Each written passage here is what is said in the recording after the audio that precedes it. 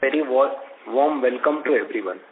Thank you for joining us today for our quarterly financial update.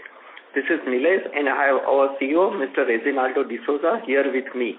I'll start with quick rundown on the number of this quarter and then Rajiv will give update on business and market outlook. In Q3 FY24, we have achieved the revenue of 128.4 crore, which is 12% higher than the revenue of Q3 FY24. EBITDA achieved is a 30 crore at 23.4% of revenue, whereas PAT is 20.20 crore at 15.70% of revenue. EBITDA has increased by 33% compared to the Q3 last year, whereas PAT has increased by 45%. For the 9-month FY24, revenue achieved is a 393.5 crore versus 267 crore of same period last year. That is 47% higher compared to the same period last year. EBITDA is at 89.4 crore, which is 70 compared to 52.5 crore EBITDA of same period last year. In percentage term, EBITDA is at a 22.70%, which is 3% higher than the EBITDA percentage of same period last year.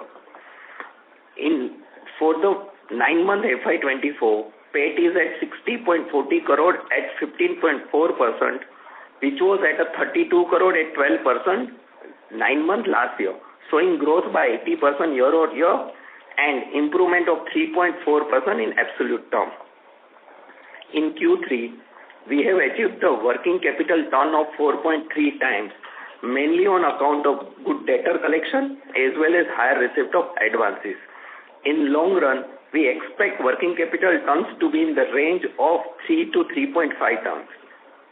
Our other income is at 2.6 crore in Q3, which is mainly on account of higher treasury income. Same is at 4.7 crore in 9 months. On the cash front, we are closing at gross cash of 146.4 crore and debt of 41 crores. Just to add, we have paid debt of INR 20 crore in the month of January 24. With this, I would request our CEO, Mr. Reginaldo D'Souza, to share update on the business and market outlook before we move on for a question and answer session. Thank you, Nilesh. A very good evening and a good day to all. Warm greetings from Team Anup. I'm glad to be part of this call to share our performance on quarter 3 end and also provide a brief on the future outlook. As seen from the numbers presented by Nilesh, we have an on-plan quarter 3 with a good consolidation on margins and better working capital management helping our cash flows.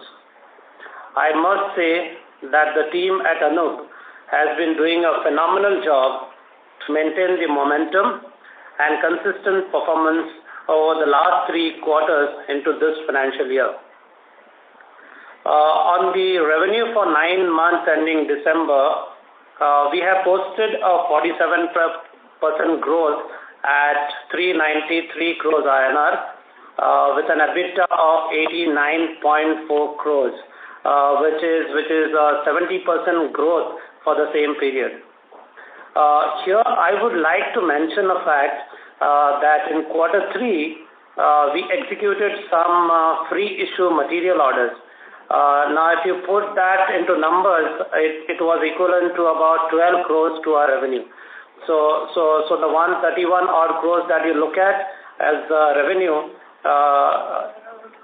apple to apple, we should add 12 crores. So it would effectively look like a quarter of probably 140 crore plus. That's mainly because we executed some free issue material orders in quarter 3. We had a healthy PAT growth of 89% at 60.4 crores INR.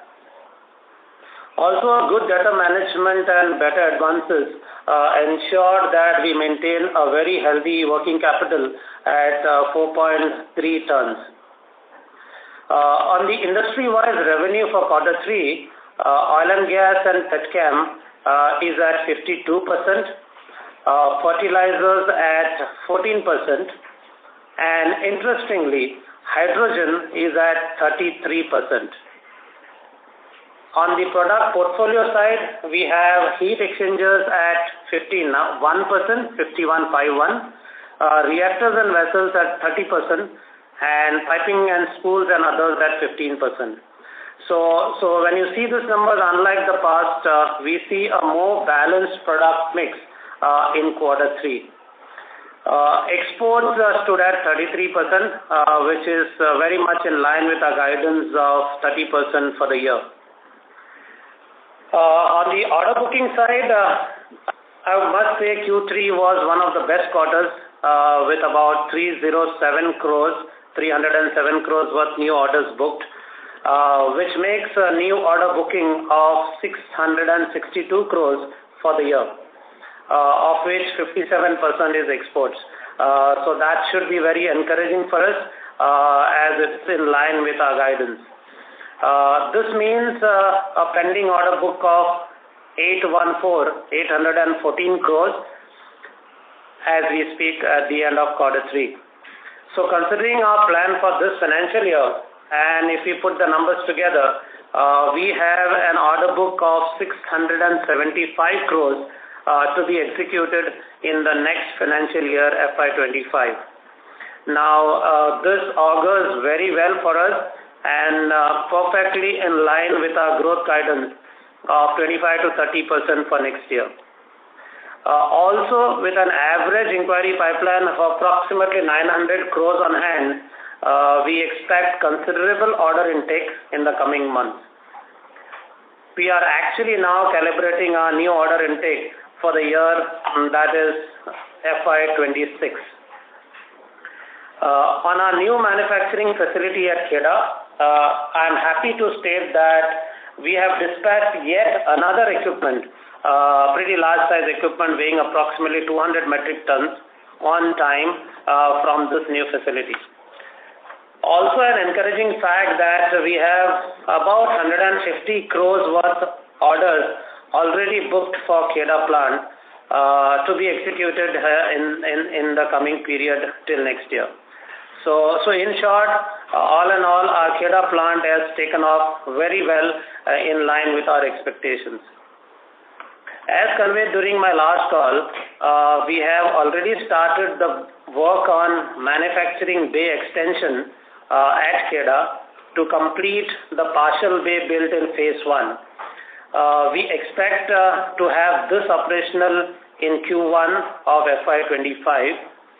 So this means that we will have 2 full manufacturing bays, which would be approximately 10,000 square meters floor area at Kheda. This will be available almost for 9 months into the next year, next financial year. On the sustainability initiatives, we have completed the 1 megawatt rooftop solar installation at our Ahmedabad plant. It is expected to be commissioned in this quarter. Now, with this operational and also the windmill that we operate, we should approximately have 50% of requirement in Ahmedabad covered through renewable sources. Taking this forward, we also intend to have a rooftop solar at Kheda plant in due course of time. And also, as I mentioned on my last call, we have also started the afforestation project at Kheda open land because we have a vast land there to create a green belt and offset our carbon footprint.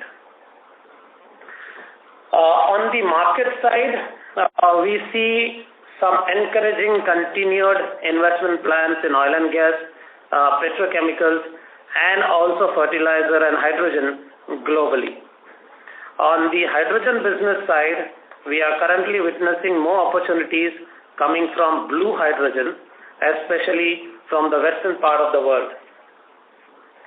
Coming to India, at the recently concluded India Energy Week Expo, the government's clear emphasis on the roadmap towards energy transition with a strong focus on gas, petrochemicals, renewables, and hydrogen economy was a confidence booster to us. we can surely hope for largest investment in the energy transition space. On the supply chain, we are keeping a close watch on the geopolitical scenes around the current shipping challenges due to Suez Canal movement concern and also the volatile economic outlook in various parts of the world.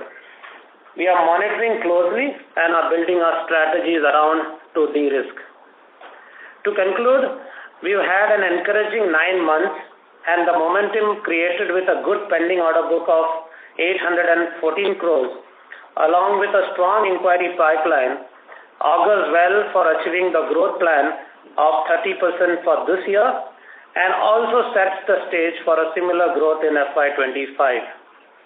I am confident that with a good business visibility into the next year and at the strength of a strong, capable team at Anup and with the continued support from our reliable partners and suppliers, we will be able to deliver on our plans. My sincere thanks to all our hardworking, committed team members at Anup, our partners, our suppliers, and all our shareholders for standing by us and trusting the brand Anup. We are ever indebted for your trust and support. Thank you all for attending this call and for your patient listening. Happy to have your questions now. Thank you. Thank you very much. We will now begin the question and answer session. Anyone who wishes to ask a question may press star and 1 on their touchtone telephone. If you wish to remove yourself from the question queue, you may press star and 2. Participants are requested to use handset while asking a questions. Ladies and gentlemen, we'll wait for a moment while the question queue assembles.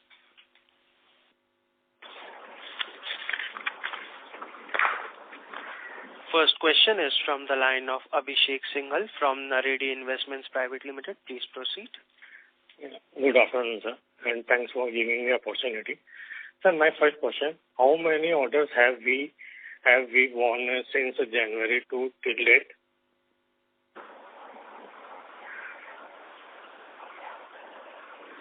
January to till date of this year, right? Yes. Yeah, so there has been no order finalization in this month, January, but we hope a large portion of it to be finalized in probably next couple of weeks. So we are working on, as I said, right, almost 900 crores kind of an inquiry pipeline. There were many exports which were about to get finalized, but as you know, because of the year end and the western part open up quite late into the year, so we expect those finalizations happening anytime in February and March. So what kind of order book are you expecting at the end of the financial year FY24? So for the order book that we have on record so far, we should be adding anywhere close to 100 to 150 crores to that. Okay. And the second question? And as I mentioned in my call, we are actually calibrating the order intake for FY26. I'm sure you understand that our delivery timelines for any order is average 11 to 12 months. And looking at our plan for next year and the pending order book on hand, we are calibrating it very cautiously because for us, on-time delivery performance is of paramount importance. And that's where I said that we are calibrating our order book for FY26 actually now. Okay. Thank you so much. And the second question, what is the... Sorry to intervene. We need to keep some buffer capacity for short-term shutdown jobs, which we always keep about 5 to 7% kind of a capacity booked for that. Okay. And what is the impact of Red Sea crisis on revenue and margin? Sorry, come again. We couldn't hear it. What is the impact of Red Sea crisis on our revenue and margin? So practically no impact for us because largely the orders that we executed, most of them had indigenized item procurement and our deliveries were mostly either ex-works or FOB. So from that perspective, I can confidently say we had absolutely no impact on our revenues or margins. So on FOB basis, buyer immediately book revenue and delay for booked ship? So most of our equipments which have gone have already passed and loaded and moved out of the ship. Now in quarter 4 we have some of the equipments where customer is already into booking the ship mode, and we should be able to move those equipment out from the shop. So largely we were at a risk from the perspective of raw material intake, but I think we were able to maneuver that quite well, and we were able to get most of our raw material within time that we needed for project execution. Thank you so much, sir. Thank you. Next question is from the line of Atharva Butada from Purmanta. Please go ahead. Yeah, so I have just 2 or 3 questions. First would be, will our revenue booking will be similar to what it has been last 2 years, where March has been a heavy revenue booking quarter? Yeah, so March definitely would be better than quarter 3 for sure, because generally quarter 4 is definitely loaded. But to be frank with you, it will not be as in the past, because if you have heard us, we have tried to maintain a very consistent quarter-on-quarter performance through largely focused on execution side. So it will be higher than quarter 3, but not the kind of loading that you would have seen in the past. So as I said, we should be ending the year comfortably just over 530 crores. Okay. So last quarter you had given order book that the order book was standing at 872 crores in October, and right now in December it's at 814 crores. So have we increased our execution, or is there a slowdown that's going on in the market? No, I would not term the word slowdown. Largely, if you see, as you know, December is always a slow month, because most of the exports in Europe and US doesn't operate during that time, and also January early couple of weeks we lose on that. But having said that, this is a trend which we see every year. So we should see now the order booking, as I mentioned, 900 crores inquiry pipeline which we have, which as per our timeline should get closed within next 2 months. And based on the strike rate, we should be able to book, as I said, 100 to 150 crores comfortably. Okay. So there was one technical question. So I just want to understand, how do you reduce your scrap? Because steel, like stainless steel, would be your biggest material, and heavy scrap would also cause a lot of problems in project deliveries. So how do you manage to reduce the scrap in a project? So I would not say we reduce. But what we do is, as you know, all our material procurement is project specific. We don't have any common material probably which is just lying in stock and we use it for any project. For every project, once the order comes in and the engineering drawings are made, there is something called as material planning which is done specific to that project, and based on that we procure material. So for every project, plate-wise layouts are made. We upfront know when we have bought the material what would be the scrap percentage out of it, because we use a software to do the perfect layouting on the plate. So by and large, before even we start cutting the plates, we very well know what is the scrap percentage coming out of it, because we try and utilize the plate to the maximum extent possible based on the shape and size of the component. So it's not about probably reducing the scrap. It's probably of getting your yield highest possible depending on the shapes and cuts of the components. Okay. Thank you. Thank you. Pleasure. Next question is from the line of Bhavya Sonawala from Samasa Capital. Please proceed. Yeah, thank you for the opportunity. Am I audible? Yes, very much. Yeah, so just a couple of questions. The first, just is it possible, with reference to heat exchangers, are there any heat exchangers that we manufacture but don't kind of require any license and that are common in the industry?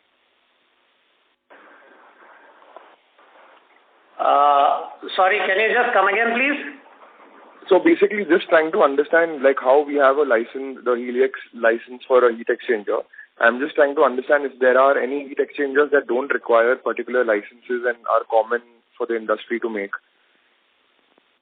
Yeah, there are many. In fact, so what I understand is you're talking about referring to Helix heat exchangers where we have a licensee tie-up with Lummus Heat Transfer. So I would say yes, there are many common heat exchangers which does not need any specific licensee agreement. But having said that, your capability and your plant needs to be qualified with the customer to be able to do that. Okay. So I would say on an average in a year, heat exchangers that we make, probably 20 to 25% would be a licensed product, and the balance would be the common heat exchangers, which any of the qualified vendors into the customer list can bid for. Okay, understood. And just a follow-up on this, like you mentioned that only 20-25% of our order book is kind of with license. So is there kind of countable number of licensees across the world where we can license them? Yeah, so there will be a lot of technologies which the licensor will license out. So for example, Helix heat exchanger, there's only one licensor in the globe, which is Lummus heat exchanger. But they have many licenses around. So similarly, there are, as you know, we have three technologies where we have tied up. One is Helix heat exchangers, one is MBFL technology for heat exchangers, and one is polymerization reactor for reactors and vessels. So there are many more such which are at the high end of the segment. As I mentioned in my last call too, we are in the process of discussions with those licensors to be on board to be able to make those complex equipment. It takes time, of course, to get qualified, but we are on that path. Okay, thank you for that. Just my last question. In our overall product portfolio, if we remove the heat exchanger, what kind of market size are we targeting? In terms of numbers? Yeah, numbers. In terms of how big the market is. So as I said, right, overall the market that Anup Engineering that we are interested in, there could be some things higher in the segment where we are yet not qualified and we wish to get into. But there is a very large component of product segment which is down the line where we don't intend to participate because they would be small in size, smaller in thicknesses, and based on our kind of a capability put in place, we may not be competitive. So if you look at only the segment that we wish to be part of it, roughly about 20,000 crores annually is the kind of opportunity that we see globally, and out of which approximately about 50 to 60% would be heat exchangers and balance would be reactors and vessels. Okay. Thank you so much and all the best. Thank you. My pleasure. Thank you. Next question is from the line of Vijay Kumar, who is an individual investor. Please proceed. Hello, sir. Are you hearing me? Hi. We can, but it would be great if it can be just a little bit louder. Sorry to interrupt, Mr. Vijay. Your voice is breaking. Please use handset.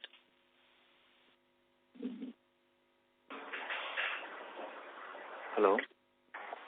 Yes, please proceed. Sir, congrats on good results. My question is, what kind of order book we are seeing in blue hydrogen, and can you give some picture on the EBITDA margin on hydrogen side? Yeah. So as I mentioned in my opening remarks, on the hydrogen side, we see a great push. You would have seen that almost 33% of our revenue for quarter 3 came from that. Also, going forward, the order booking that we have, we see largely export orders coming from blue hydrogen side on the western side of the world, largely United States of America and Canada. So the equipment in those remains the same for us as we are making today. There are a large number of heat exchangers, reactors and vessels. So the product portfolio remains the same, except that the designing is a little different. There are some different specifications that we need to apply, but from capability perspective and manufacturing perspective, nothing much changes for us. So we will have from product side heat exchangers, reactors and vessels. And on the EBITDA profile, we don't see much profile changing between hydrogen and oil and gas and petrochemicals or any other sector, except that we generally see a lesser number of competitor profile participating for those, because you need to get qualified with those reputed customers. So the number of people competing would be a little lower, but on the margin profile, we don't see much change. So a short answer to your question, the EBITDA almost remains the same for us, whether it's hydrogen or oil and gas. Thank you, sir. My pleasure. Thank you. Thank you. Next question is from the line of Aditya Agarwal from Ambit GPC. Please proceed. Hi, good evening, sir, and thank you for the opportunity. So first is, wanted to understand what would be our current capacity utilization and what would be our capex outlook for the next 2-3 years? So when you talk about capacity for our kind of a business, normally we would talk about in terms of tons of fabrication that we can do. So with our both facilities in Ahmedabad and Kheda, we roughly have about 15,000 metric tons kind of capacity, and the orders that we have are in the tune of 10 to 11,000 metric tons. So we are roughly about 60 to 70% kind of capacity booking. We still can update about another 20% roughly to the capacity. Understood. And in fact, as we said, we have already started the extension of our phase 1, where we had left one bay, manufacturing bay, partly built. So we are going to complete that. That would take about 15 to 18 crores, so roughly about 18 crores kind of a capex into the next year. Okay. Understood. And sir, the other query that I have is in terms of exports. So currently it's about, I guess, 1/3, right? About 33%. So going forward, what kind of a number are you looking at? Would it be like similar to this, or with hydrogen, the share going up, probably exports could also go up going forward from here? So next year, this year we will end at about 30%, around that number. Next year we will be a 40 to 42% kind of an export company. Okay. And that's sure, because we already have the full visibility of orders in front of us. So pretty confident that we should end just above 40%. All right. And sir, my last question is in terms of margins. I mean, the guidance that you have. So currently we are roughly at about 22.5%, 23%. So let's say for FY25-26, would it be in the similar range, or could this go up going forward? No. So as I mentioned, in terms of EBITDA percentage, we would not see it going up too much. As we are growing, we will have to get into more and more product segment to fuel our growth aspirations. And what we feel is, as I've given our guidance, that we would wish to grow at a 25 to 30% growth rate with a 20% plus kind of an EBITDA. So that's the profile that we want to maintain, growth along with a decent EBITDA. Got it. Got it, sir. Thank you so much, sir, and all the very best. My pleasure. Thank you. Next question is from the line of Ajay Kumar Surya from Nivesha Investments. Please go ahead. Congratulations, sir, on good set of numbers.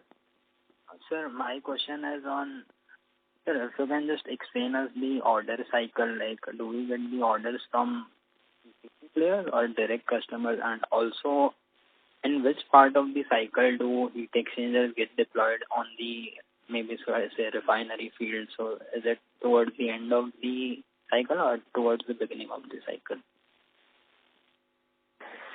Yeah, so to answer your first question, on the order booking cycle, so any orders that we take, on an average, our execution cycle time is 11 to 12 months. That's kind of a product portfolio we are in. Of course, if there are large size equipment, it may go even up to 14, but on an average, it is anywhere between 11 to 12 months kind of an execution. And when do they get, and the customer profile, largely we get the orders from EPC companies or end customers. But having said this, if you look at probably a 3-year average, you would find a 50% kind of a breakup. That is 50% from tender business, which is generally PSUs in India, like Indian Oil, BP, HPCL and others. And 50% would be from either end users, direct end users, or EPC companies. So that's, of course, it fluctuates year on year, but if you look at 3-year average, you would find this kind of a breakup, 50% kind of a breakup. When does the heat exchangers go and actually get commissioned? In the project cycle, of course, the civil takes the longest time, civil and other pipings and others. And probably the heat exchangers would go and sit in the plant. Of course, it would again vary because it will depend on the sequence of installation, which part of the corner of that whole project, depending on the accessibility. But largely, I would say probably about 1.5 years before the commissioning or a year before the commissioning is where the heat exchangers would go and get installed on the foundation. So, sir, a follow-up on this one, because in the last 2-3 years, we have seen domestically oil and gas companies on the refinery side, there has been... Hello? Sorry to interrupt, Mr. Ajay Kumar, your voice is sounding low. Can you please be a little... Is it better now? No, you have to use your handset. Hello? Is it better now? Yes, please proceed. Yeah, so a follow-up on this is because, like you said, that our heat exchangers are mostly deployed 1.5 years when the refineries are getting commissioned, and also look at the CapEx cycle in the oil and gas industry. Hello. Ajay Kumar, still like you are not audible. Mr. Ajay, we are not able to understand your question. If you could be a little louder, it will help us. Yeah, sir, I'll try. Sir, so if we look at the, sir, you said that our heat exchangers get deployed during the end of the commissioning of any refinery. And in the Indian context, if I see, the oil and gas capex has been towards the last 2-3 years have been pretty good. So do we see any slowdown over there, or what is that is giving us confidence of this 30% growth? Yeah, so this confidence on the 30% growth comes from 2 fronts. One is, as I said, on the export side, the geographical spread that we are trying to get. If you have heard my calls in the past, the precise reason why we wanted to have this geographical spread is because we know this capex cycle is cyclical in nature. So having a larger spread would help us de-risk that cyclicity. And all the efforts that we put into getting into exports is manifesting into real orders now. As I said, the 57% of our orders comes from export. So, and what we are seeing is the projects in export largely on hydrogen account and also gas account is only increasing day by day. So we see a lot of traction coming from United States and a huge traction on the gas side from Middle East side. So that's something which is fueling a lot of inquiries back home. And second, on the Indian context, as I said, you would have heard the announcement in the India Energy Week. The largest investment is going to be in the energy transition phase for the next few years. That will be largely into doubling our refining capacity, which India wants to do it by 2030. India wants to be a leader in petrochemical, so we are seeing a lot of petchem plants coming up, both in the public as well as private sector. We see a lot of PVC, polysilicon, PTA plants coming up, which is a manifestation of that. And also on the energy transition towards cleaner side, be it in the hydrogen segment, where we don't have to do much different. It is the same product portfolio. So for us, getting into hydrogen business is a seamless transition.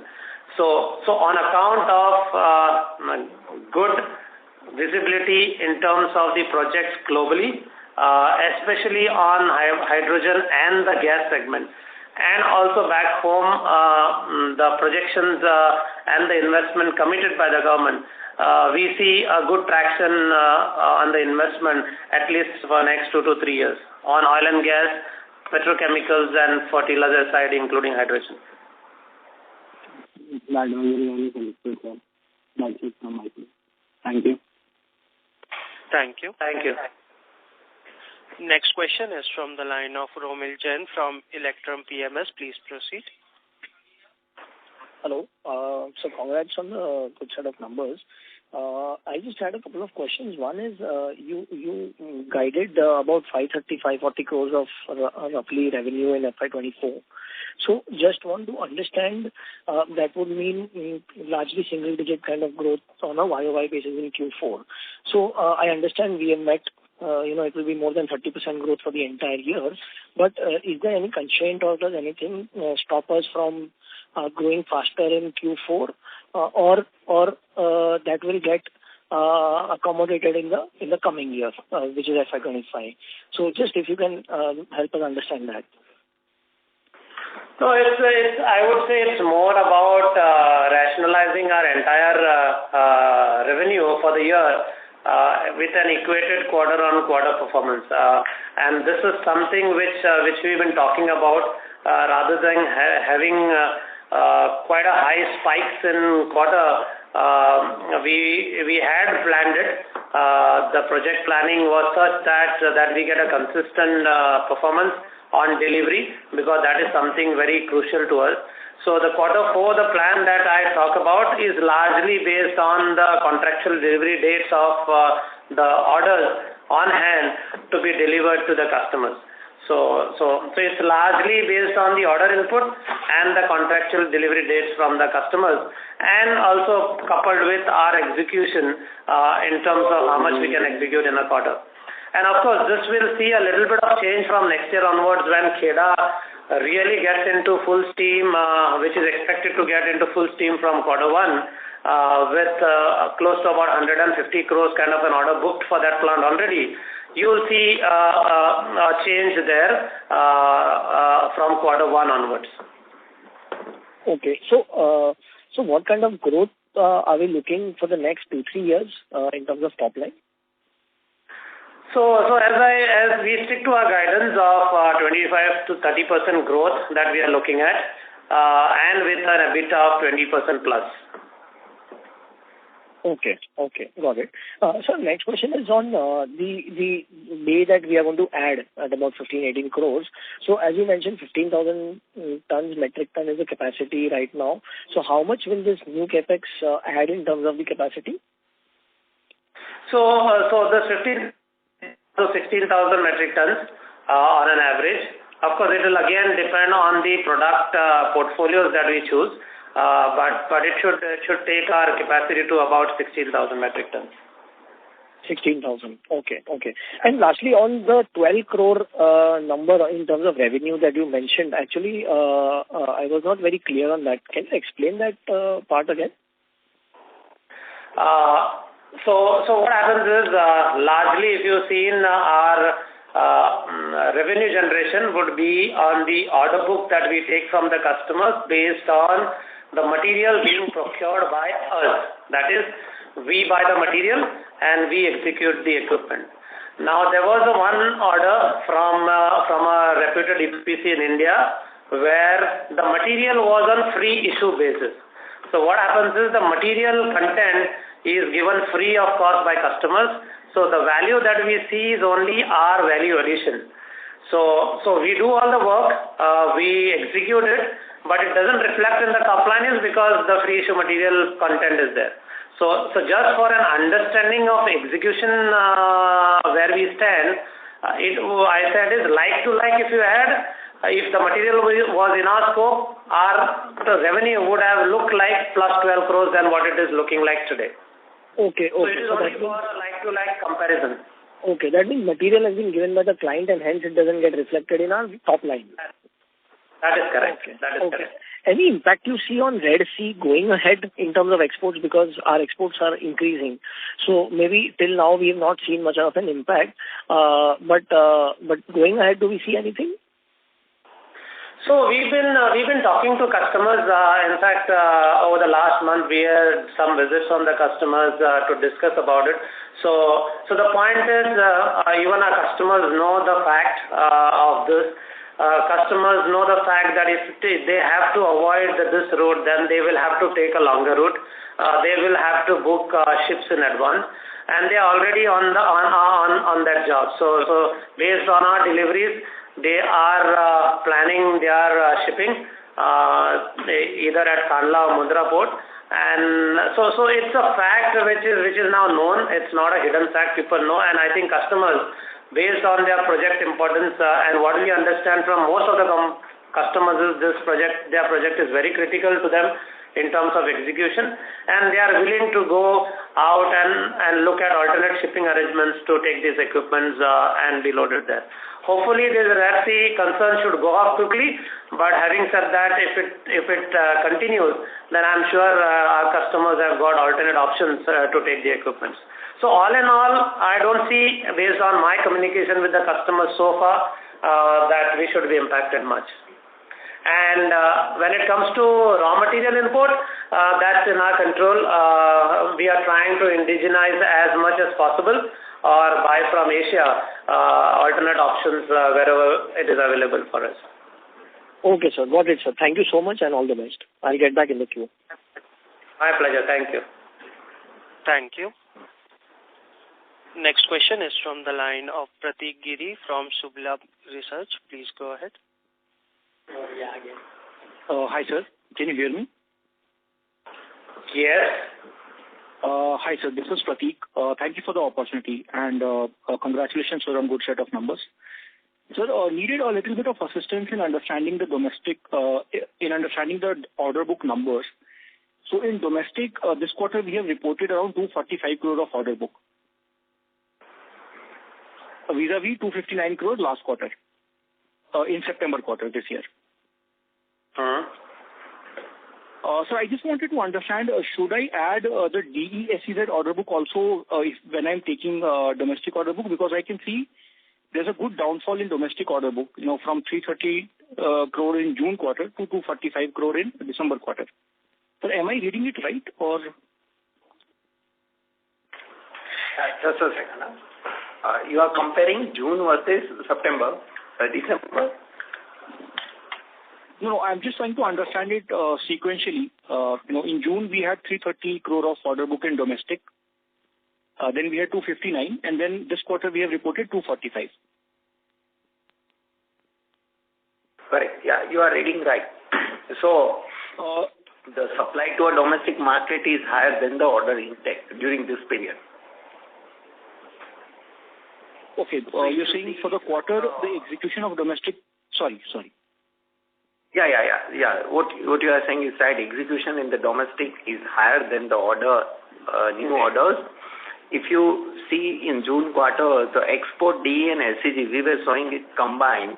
This time we had shown it separately. So, in 30th June 2023, the opening order book was 319, which is now 570.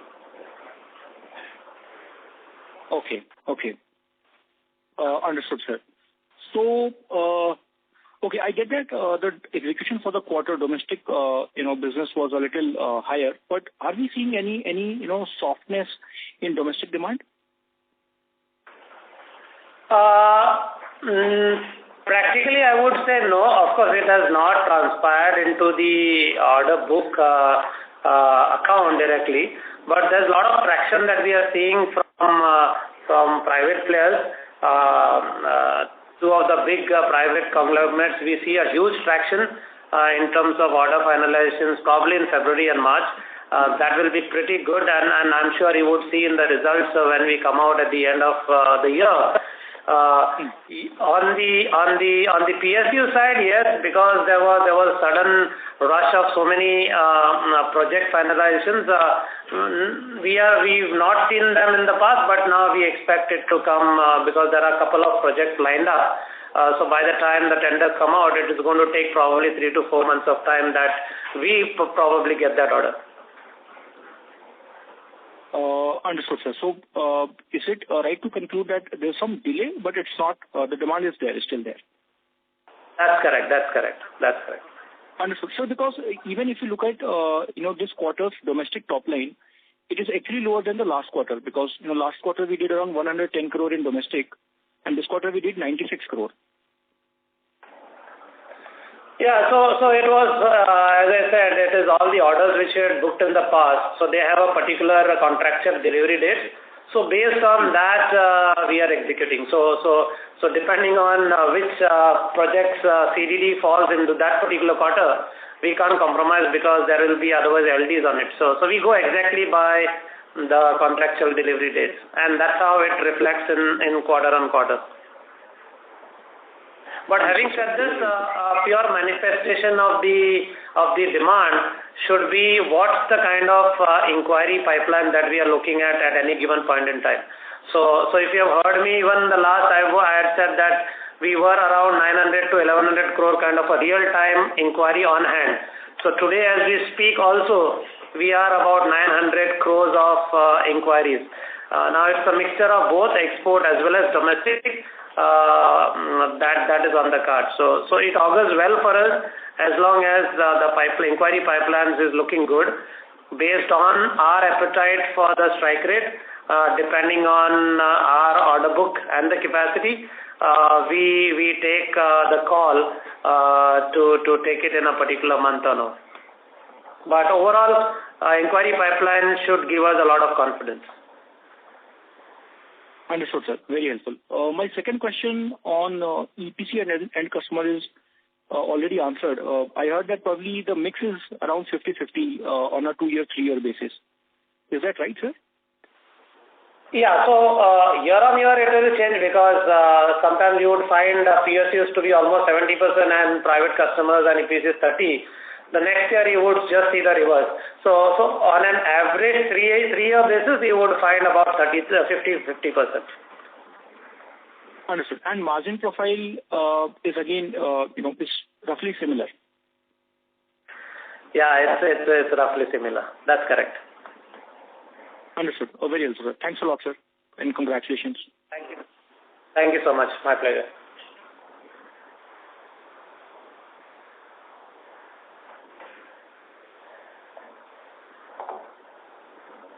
Thank you. Next question is from the line of Atharva Buttada from Punartha. Please proceed.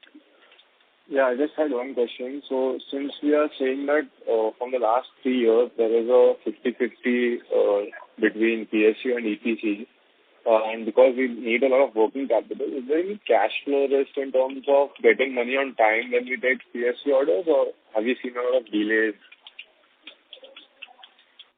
No, we are pretty happy with the cash flows. We are getting our monies on time, whether it's PSUs or private customers.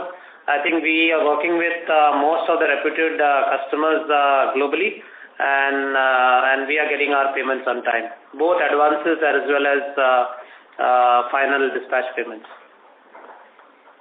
And that's exactly the reflection that you see on our working capital terms. If you look at, we have 4.3 tons in this quarter, which is I believe very good, if not the best.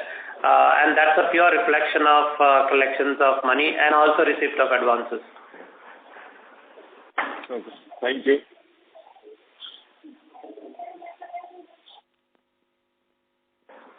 Thank you. Next question is from the line of Bhavya Sonawala from Samasa Capital. Please go ahead. Yeah, thank you for the follow-up. Just one question. When we talk about probably our expertise or strength or the skill that we have, is it possible to explain the importance of design and fabrication? Is one more important than the other? If you can just throw some light on that. I would say both are important because, as I said, we don't have a standard product. We have every order that we get is a customized order, a sort of make-to-order to customer requirements. So it all starts from engineering, which is an extremely important phase because it is quite technical in nature.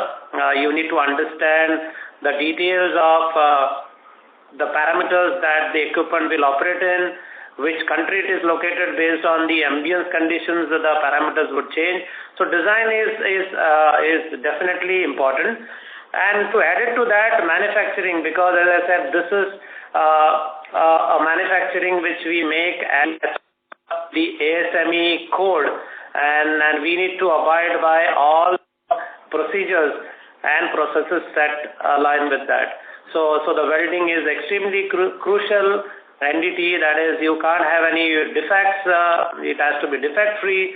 So I would say engineering and manufacturing both are equally important for execution of the projects on time.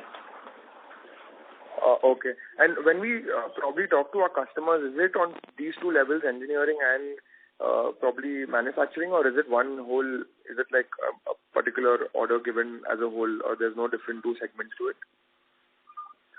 No, we get the complete order, right from engineering to procurement of material, manufacturing, and delivering to the point of their call.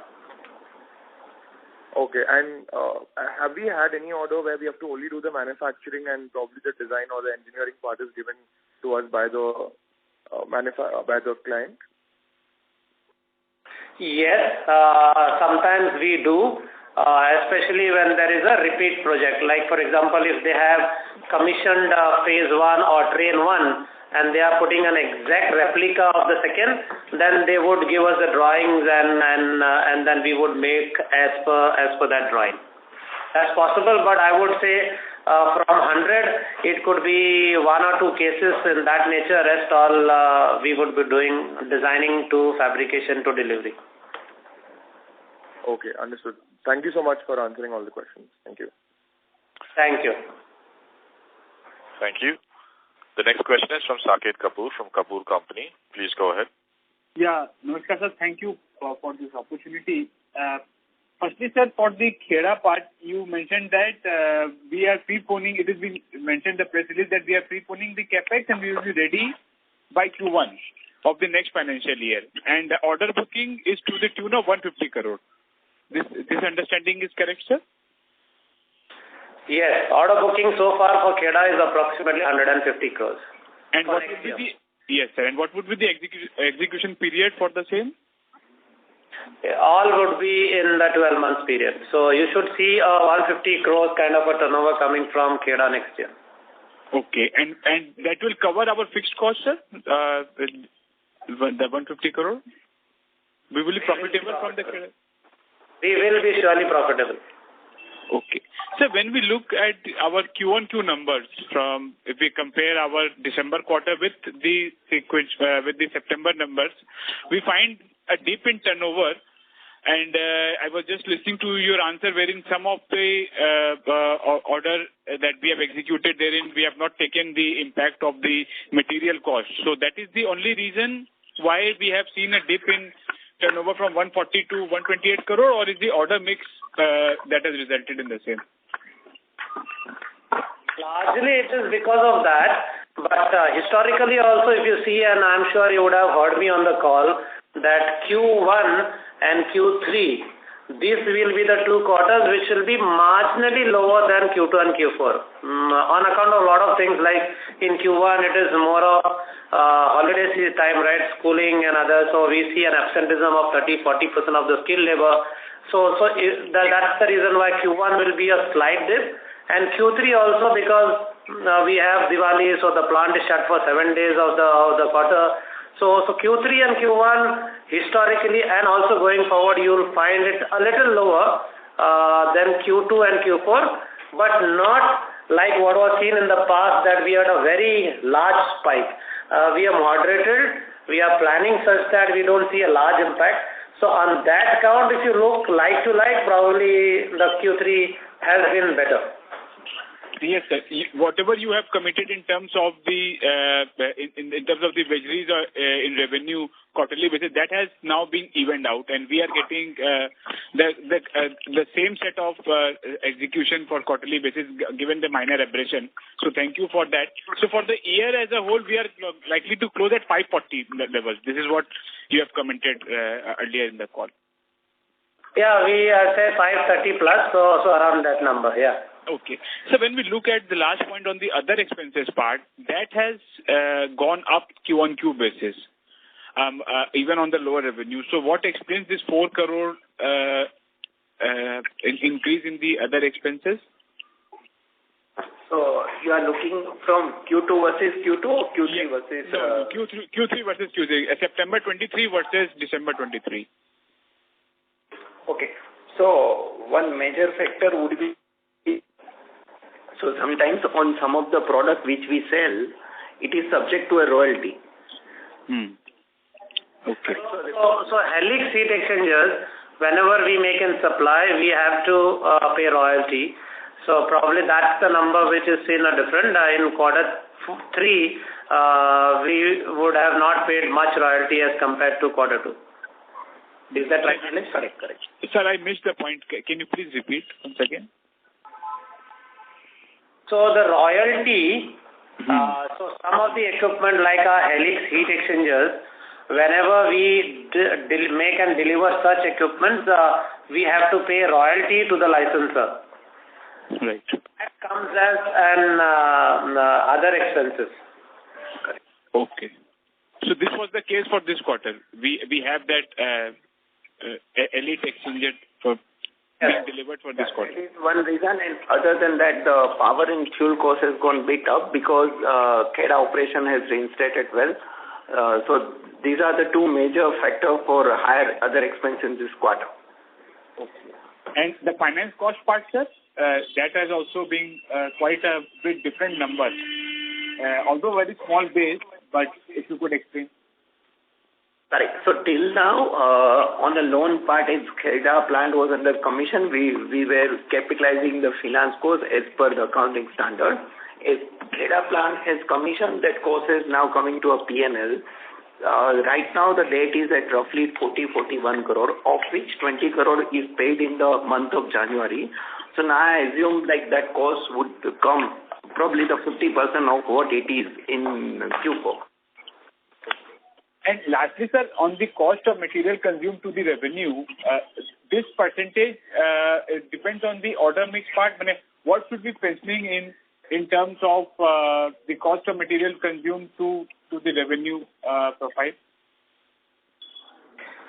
Yeah, so based on the current product portfolio that we are executing, we should see it in the region of 50 to 55%. Of course, as we keep moving up, probably next year and year after, we get into more and more niche segments, this percentage could go up. But as we speak, based on the current profile, it should be anywhere between 50 to 55%, depending on the product portfolio. Thank you, sir, for indeed a very candid call, and thank you for answering the questions, and all the best to the team. Thank you. Our pleasure. Thank you so much. Thank you. Participants who wish to ask questions may press star and 1. The next question is from Nesar Parekh from Native Capital. Please go ahead. Yeah, hi. Thanks for taking my question. The first one is that, in your order book, obviously the domestic export mix is very different than what we have currently. So just can you talk a bit about, between domestic and exports in terms of the kind of product we are selling or margins, etc.? Is there significant difference, or how should we look at it? Yeah. So on the export side, we largely see the orders coming in from hydrogen projects, blue hydrogen especially, and it is coming from the regions of United States of America, Canada, and Nigeria. That's a major inflow when you look at the order book numbers. In terms of margins, I would not say there's much difference between domestic and export. But as I said in the past too, exports always gives us a percentage or two better margins at the end of execution on two counts. One is the advances are better. So advances are better as compared to domestic projects. So we end up making some money there. And also on the forex side, generally when we estimate, we are conservative on the forex side.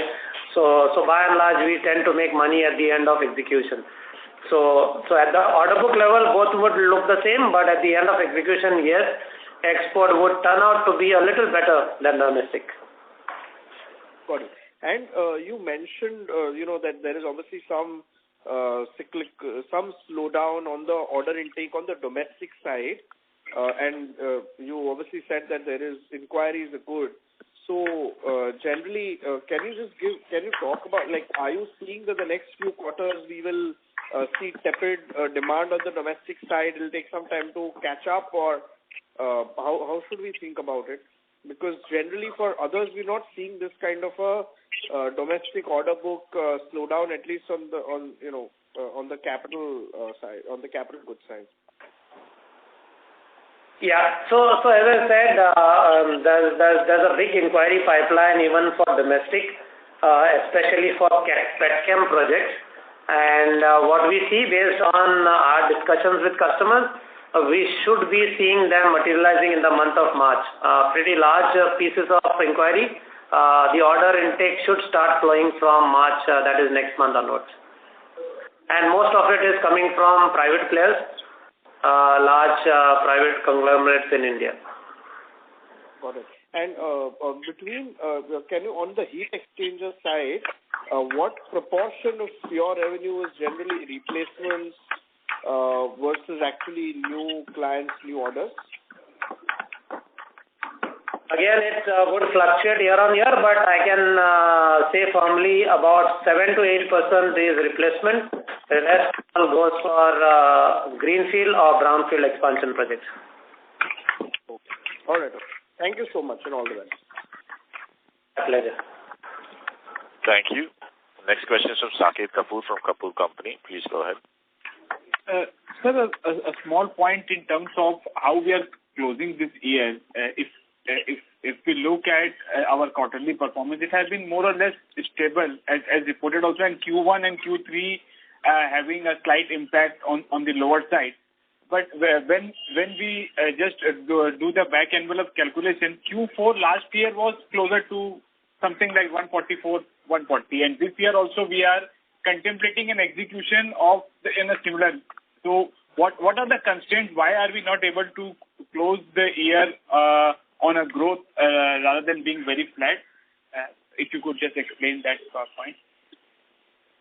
So it is largely, as I said earlier, it's all about how we have planned at the beginning of the year, because we had a good overview of the entire booking for the year, right? So we had a substantial order book position. Based on the contractual delivery dates, we have planned the execution such that we don't end up into any delays. And that's how it has been planned. So we are very clear of what are the kind of equipments, which are the orders that we are going to execute in Q4. So it's a pure reflection of the order intake and their execution capabilities.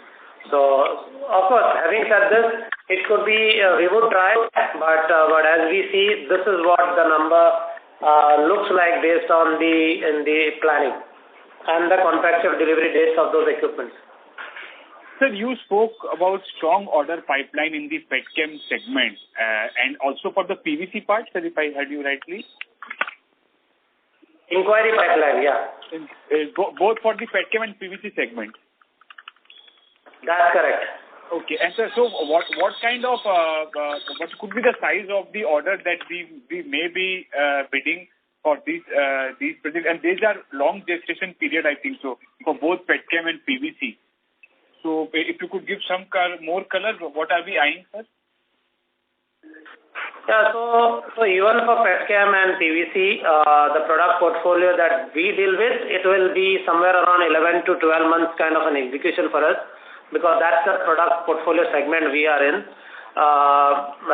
The overall inquiry bank, as I said, as we speak now, we are standing at an inquiry pipeline of about 900 crores to be finalized in a couple of months period. Okay. So on a closing order book of 813 crore and an executable of 140 crore for the next quarter, we will be relinquishing our order book to that extent. What should we contemplate to close FY24 31st March closing order book to be in the likelihood of?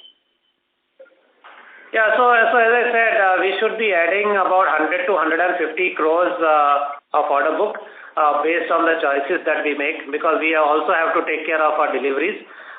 So based on that, and if you look at the execution, we should be maintaining this pending order book position.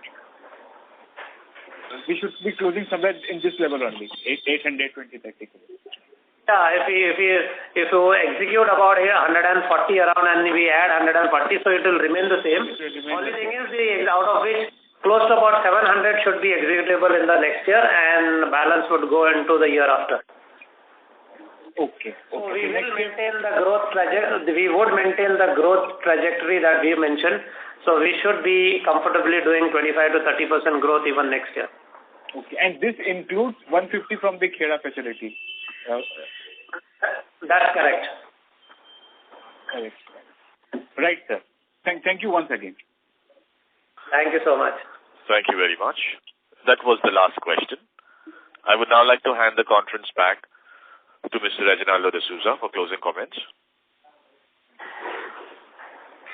Yes. So thank you. And I once again take this opportunity to thank my wonderful team, the Anupites, I call them, and to each and every one who has contributed to this performance.